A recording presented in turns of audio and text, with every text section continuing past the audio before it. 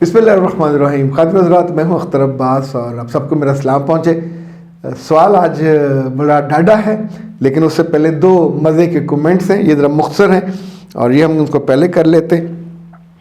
मोहम्मद आसिम कहते हैं कि your topics are always very amazing, there is a lot to learn when you talk, it could be seen clearly that you talk with experience, observation, knowledge and sincerity. मेरे बच्चे, बहुत शुक्रिया इस observation का और इट्स ट्रू। दूसरा है जी fun landing. वाह, आपकी सारी बातें एक तरफ बिल्कुल ठीक होती हैं।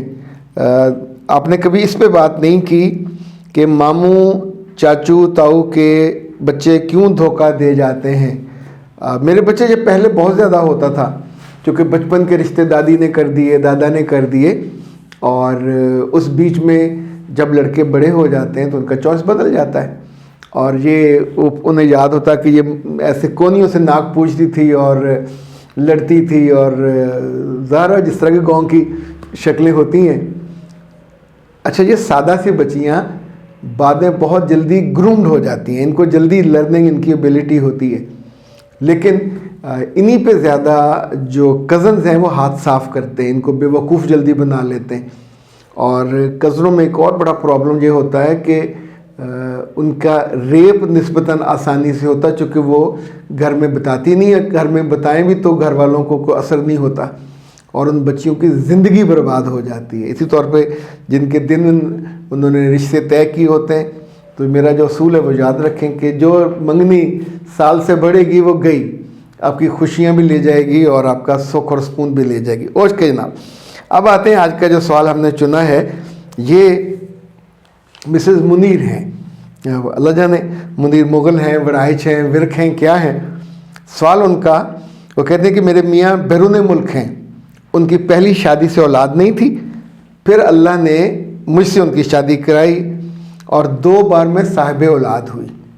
दोनों दफ़ा मुझे अल्लाह ने जुड़वा 2 बेटे हैं, अब मेरी 2 बेटियां हैं, सेहतमंद हैं, खूबसूरत हैं। हम खुश थे, मैं बहुत खुश थी। फिर मेरी 2 नंदे मेरी ज़िंदगी में दाखिल हुई, एक इटली से आई, एक स्पेन से आई, और उन्होंने आके मुझे बताया कि तुम्हें खुश होने का कोई हक नहीं है, और जो हमारा भाई है वो तो बहुत घटिया है। हम तो बचपन से देखते आ रहे हैं कि वो लड़कियों के पीछे होता है। हमने कई दफ़ा कार में लड़की को साथ बिठा के जाते देखा, हमने कई दफ़ा उसको होटल में कॉफ़ी पीते देखा। जब से मेरी नंदों ने मेरे मियाँ की ये मंजर कशी की है, मेरी ज़िंदगी से खुशी रुखसत हो गई है। मैं इतनी परेशान हूँ, कभी सोचती हूँ डाइवोर्स ले लूँ, कभी सोचती हूँ बच्चे छोड़ के घर चली जाऊँ, कभी सोचती हूँ बच्चों को साथ लेके चली जाऊँ। लेकिन इस घर में रहना ऐसे मियाँ के साथ मुझे बहुत हमाकत लग रही है। प्लीज़ मेरी कन्फ्यूजन दूर करें, मैं अपने फ़ैसले पे यकसू होकर इनको छोड़ के चली जाऊँ। मेरे बच्चे, मेरा रब आपको अकल दे और समझ दे और आपकी खुशियों को बहाल भी रखे, बरकरार भी रखे। पंजाबी में एक लफ्ज़ होता है शरीका। ये शरीका ना खुश होने देता है। ये शरीका किस किस जगह में, ये दौलत में, ये जायदाद में, ये खुशियों में, ये रिश्तों में, इनके माथे पे नहीं लिखा होता, पर इनका दिल क्रोध जहर से भरा हुआ होता है।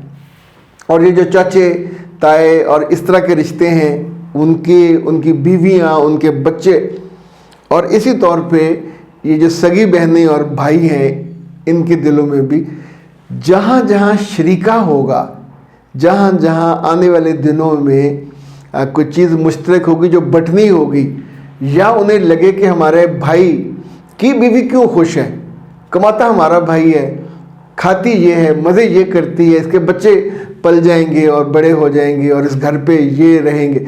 अच्छा, ये सारी चीज़ें उनको फिर झूठ पे आमादा करती हैं, वो फिर कहानियाँ घड़ती हैं। अब 3 बातें हैं जो आपको याद रखनी है। पहली ये कि आपका मियाँ अगर बुरा था बचपन से, तो क्या वो बिना माँ के पैदा हुआ? ये बहनें उसकी यानी बाद में कहीं से लेपालक ली गई थी। बच्चे की, लड़के की, बेटे की इस्लाह या माँ करती है या बाप करता है। अच्छा, अगर इन बहनों को बहुत तकलीफ थी उस वक्त कि भाई हमारा अच्छा नहीं था, तो दे आर द, यानी जो रिस्पॉन्सिबल होना चाहिए, I guess they are the reason कि जो उसको डिफेम और डिसग्रेस कर रही है। और ये लड़की या दो लड़कियां जो दोनों बैरून मुल्क से आई हैं, चूँकि उनका भाई वहाँ रहता है, खातून पाकिस्तान में रहती हैं, तो अब ये सोचिए कि उनसे आपकी खुशी, उनसे आपके चेहरे का नूर और उनसे आपके बच्चे सब बर्दाश्त नहीं हुए। तो जो वो कह रही हैं आप उसको ज़ीरो से ज़रब दें, सब ज़ीरो कर दें। ये पहला मामला। दूसरा, अपनी मियाँ की इस्लाह करने ना निकल खड़े होइए। आप जी शादी हुई तो अब मियाँ की इस्लाह के लिए आपकी शादी नहीं हुई थी, आपकी शादी हुई थी मियाँ को, उसकी नस्ल को आगे चलना, ये असल ऑब्जेक्टिव था। और अब सोचिए कि अल्लाह ताला इस रिश्ते से कितने खुश हैं कि उन्होंने आप दोनों को 2 दफ़ा जुड़वा तोहफे अता किए। तो नाशुक्री आप करने पे कोई लम्हा भी आप पे उतर सकता है। जिसने ज़िंदगी में नेमतों से महरूम होना है वो नाशुक्री करना शुरू कर दे। और आपके ज़ुम्मे मियाँ की इस्लाह नहीं है, ये बात याद रखिएगा। ये उसकी माँ को और घर वालों को करनी चाहिए थी, अगर नहीं की तो अब आपके ज़ुम्मे, जब मियाँ आए पहले से ज़्यादा मोहब्बत करें, पहले से ज़्यादा केयर करें, पहले से ज़्यादा उसके आगे पीछे फिरें। ये तीसरी बात है। चौथी ये कि अगर कोई बहन या कोई और किसी भाई पे इल्ज़ाम लगाए घटिया किस्म का, तो उसको सुनने से इनकार किया करें। हमारी लड़कियां, उनकी माएँ नहीं इनकार करती। नतीजा ये होता है कि हम कानरस होते हैं और उनको वही शटअप कॉल देनी चाहिए कि आई एम कंफर्टेबल, मैं अपनी मियाँ के साथ खुश हूँ, मुझे कोई प्रॉब्लम नहीं है। इल्ज़ाम जो भी लगाएगा, किसी कमरे में जाना, किसी जगह चाय पीना, गाड़ी में जाना, किसी जगह बैठे हुए देखना, घर जाते हुए देखना, ये कोई इल्ज़ाम नहीं है। इवन हदीस के अल्फाज हैं कि अगर किसी ने किसी को गुनाह करते देखा हो और उसकी गवाही वो दे, तो इस हालत में कबूल होगी कि उसने यूं देखा हो कि जैसे सुरमादानी में सुरमचू जाता है। तो ऐसा कोई भी शर्म आदमी या बेवकूफ़ आदमी नहीं होगा जो गुनाह इतना ओपन करे।